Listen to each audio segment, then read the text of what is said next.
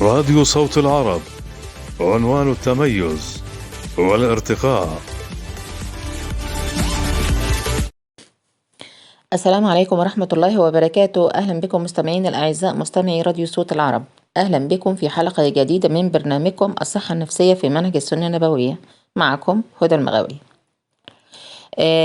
أمسية الليلة في كيف نصل إلى الصحة النفسية. الصحة النفسية نصل إليها من التربية النفسية السليمة، والإسلام وضع منهج متكامل للتربية النفسية السليمة ولتربية النفس وتزكيتها. والرسول عليه الصلاة والسلام ظل طيلة فترة البعثة يربي أصحابه ويتعهدهم بالخلق القويم والسلوك المستقيم.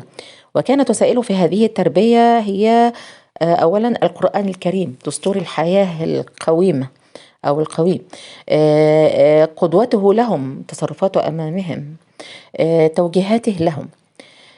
والسنة النبوية اهتمت بالدوافع والانفعالات للإنسان، ووضحت كيف يمكن التعامل مع هذه الدوافع ومع هذه الانفعالات لنصل إلى تربية نفسية سليمة، ومنها نصل إلى صحة نفسية.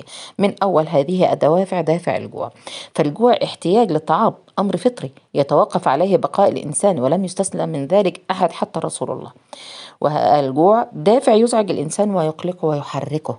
لذا فإن الشريعة أو الإسلام وضع كيفية إشباع أو وضح كيفية إشباع هذا الدافع. هذا الدافع هذا دافع الجوع يؤدي إلى حركة الإنسان للعمل ولكي يشبع حاجته، فبالتالي لابد من إشباع الجوع بالحلال، من الحلال الطيب، الغذاء اللي هو الحلال الطيب. مباح كمان تنوع الأغذية، تنوع الطعام، تنوع الطعام تبع أمزجة الآكلين. هذا لا ينافي الزهد، ولكنه تلبية لإشباع هذه الحاجة أو هذا الدافع بطرق مختلفة، وهذا مباح طالما دون تكليف ومن الحلال.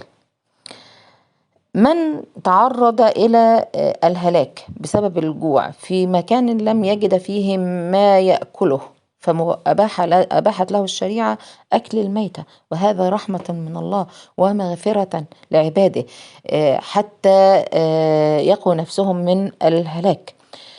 هناك جوع لا يرتبط بالعبادة، وهو قيام البعض بالجوع والعطش دون تشريع، ليس من الصيام وليس من العبادة. هذا مرفوض، لأن هذا الجوع هذا الاحتياج يذهب العقل، يجعل الأفكار مشوشة وينهك القوة، والإسلام لا يريد بالإنسان ذلك الشيء. ولكن الله سبحانه وتعالى في شريعته فرض الصيام ليس للجوع والعطش فقط، بل ما يتبعه من كسر الشهوات وتطبيع النفس الأمارة بالسوء، يعني الرجوع بها إلى أن تكون نفس مطمئنة. وإذ لم يحدث ذلك لا ينظر الله إلى هذا الصيام نظرة القبول. لذا فإن السنة النبوية تربي المسلمين أولا على التوازن في إشباع الجوع. إذا حضرت الصلاة والإنسان جائع، فقد قدمت السنة إشباع دافع الجوع حتى يفرغ المرء بعد ذلك العبادة في راحة واطمئنان وقدرة على الصلة بالله سبحانه وتعالى من خلال وجود العقل وحضوره في حضرة الله سبحانه وتعالى.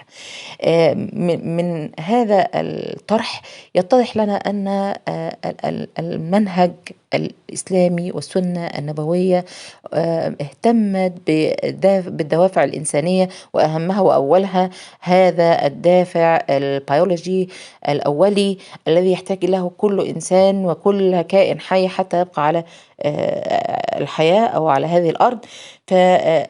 أضاف أو وضح أو شرع الطرق المباحة لإشباع هذه الدوافع وكيفية القدرة على التحكم فيها من خلال التدريب الموجود في شريعة الصيام، أن يدرب الإنسان نفسه على كيفية التحكم في هذه الغريزة وهذه الشهوة حتى يستطيع أن يشبعها من الحلال الطيب. إنها السنة النبوية تنفيذا للشريعة الإسلامية، فتكون التربية النفسية السليمة وتكون الصحة النفسية. كنت معكم هدى المغاوري. في الحلقات القادمة إن شاء الله نستمر في الدوافع الباقية. شكرا لكم.